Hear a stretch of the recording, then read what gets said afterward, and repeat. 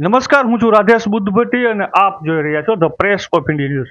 મોરબીથી ઘણા બધા લોકો મહાકુંભમાં જવાની તૈયારીઓ કરતા હશે, કદાચ જવાનું વિચારી પણ રહ્યા હશે. ત્યારે આવા લોકો માટે એક પ્રશ્ન હોય છે કે ખરેખર ત્યાંનો વાસ્તવિક અત્યારની પરિસ્થિતિ મુજબ શું માહોલ હશે.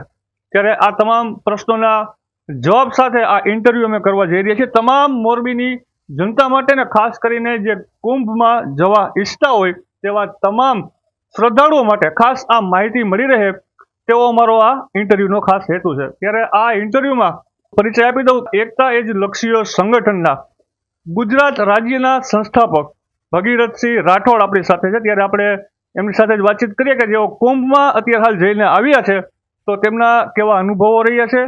આ માહિતી તમામ દર્શકો સુધી અમે અત્યારે હાલ આ શેર કરવા જઈએ. ભગીરથસિંહ, આપનું સ્વાગત છે પ્રેસ ઓફ ઇન્ડિયામાં. ધન્યવાદ રજુભાઈ.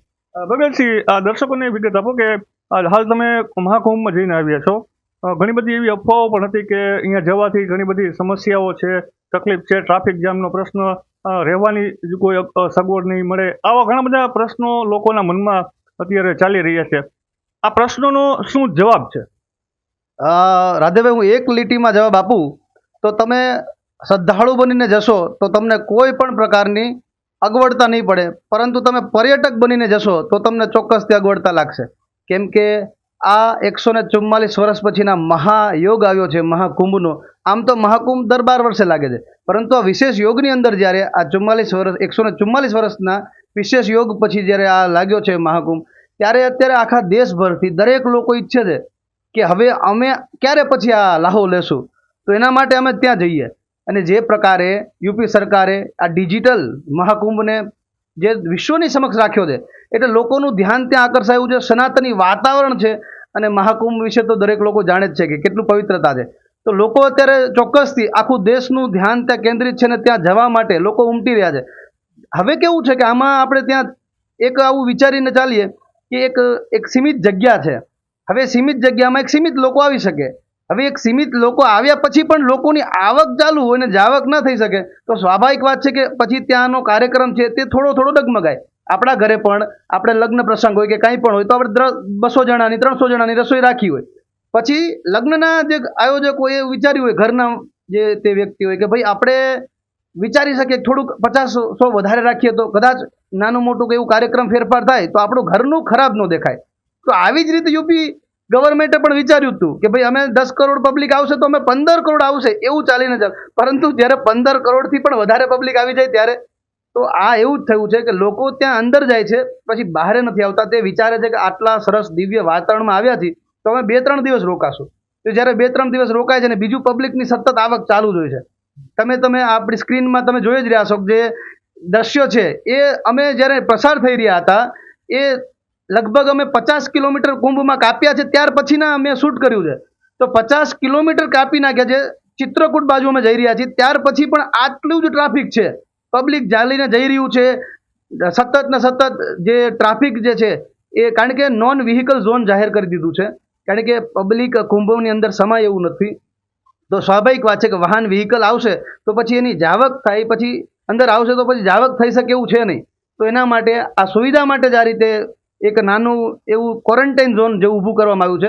એટલે જે પણ જતું હોય અત્યારે તો ખાસ કરીને અત્યારના જે ટૂંક સમયમાં જશો તમે, કેમ કે મૌની અમાવસ્યાના દિવસે જે અતિ પબ્લિક આવી છે, અતિ ભીડ થઈ છે, તો એના કારણે એનું હજી નિકાલ નથી થઈ શકતો. હજી આપણું સનાતની વાતાવરણવાળા માહોલમાં આપણું હિન્દુ લોકો ત્યાં છે.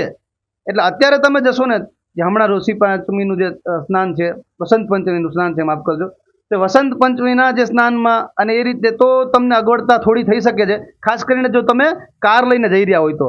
હા, તમે ટ્રેનથી જશો અથવા બાય પ્લેનથી જશો તો મને નથી લાગતું કે તમને કોઈ વધારે તકલીફ પડશે. વધીને તમારે 3 થી 4 કિલોમીટર ચાલવું પડે એવું છે. બાકી બાય કાર જશો તો કારણ કે અત્યારે હવે નોન વ્હીકલ, કારણ કે એન્ટ્રી નથી થઈ શકતી વ્હીકલની, તો એનાથી તકલીફ પડી શકે. 5-7 તારીખ પછી જશો તો કદાચ વ્હીકલથી પણ તમે જઈ શકશો. આ રીતની અત્યારે ત્યાં સડકની વ્યવસ્થા છે. બીજું કે ત્યાં અંદર 1.5 લાખથી વધારે શૌચાલય બનાવવામાં આવ્યા છે.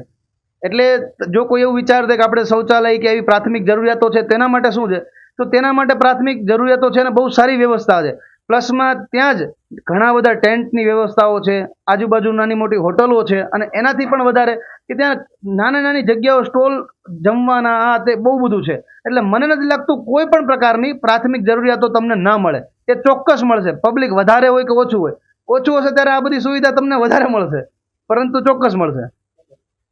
હમણાં ભગીરથસિંહ, આપનો જે એક વિડીયો આપના દ્વારા જ મીડિયાને આપવામાં આવ્યો હતો કે જે સનાતનીઓ માટે ડૂબકી લગાવી રહ્યા છો ગંગામાં, આ વિશે શું આપનું મંતવ્ય?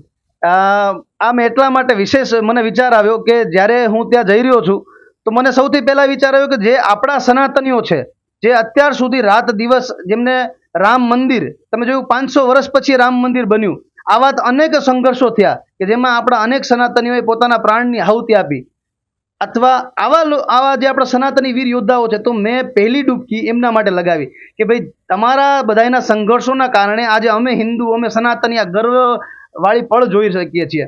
તો એના માટે મેં આ મહાન વિશેષ યોગમાં મેં બ્રહ્મ મુહૂર્તમાં પહેલી ડૂબકી ત્રિવેણીમાં લગાવી.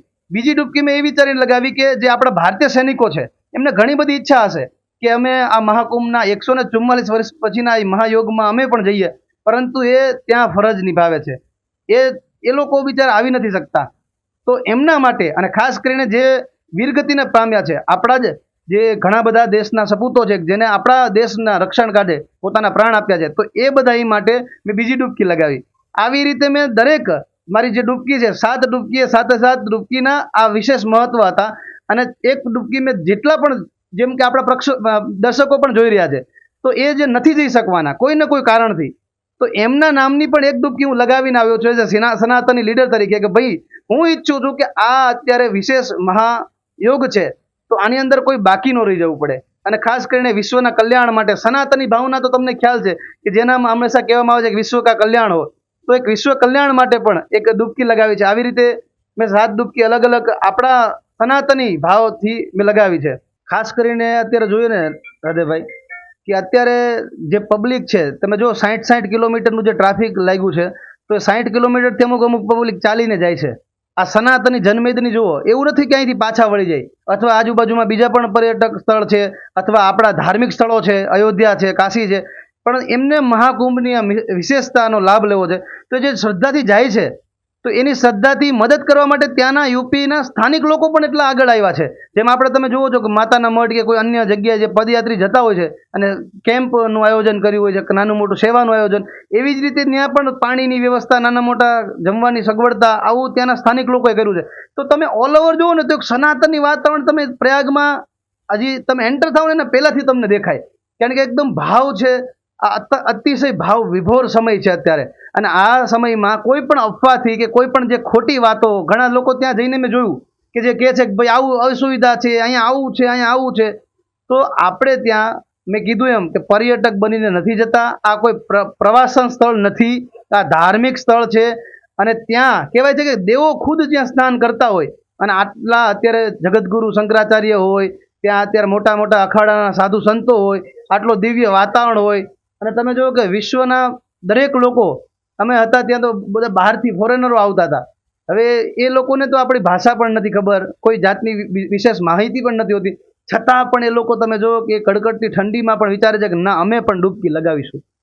તો આ ભાવ છે, આ આસ્થા છે. હું કહીશ કે કોઈ પણ વ્યક્તિ આ આસ્થા સાથે ના રમવું જોઈએ. તમે જો આ જીવનમાં એક લાહવો મળે છે, તમે જો જઈ શકો, જ્યાં સુધી મહાકુંભ ચાલે છે, ભલે તમે વિશેષ અમૃતસ્થાનમાં ન જાઓ, ત્યારે થોડીક ટ્રાફિક સમસ્યા લાગે, પરંતુ તમે આડા દિવસે પણ જઈ શકો ને તો અવશ્યપણે જવું જોઈએ. આ મારું અંતર હૃદયથી માનવું છે, અને તમને પણ આ સજેશન છે કે જાજો. બહુ સરસ ત્યાં વાતાવરણ છે.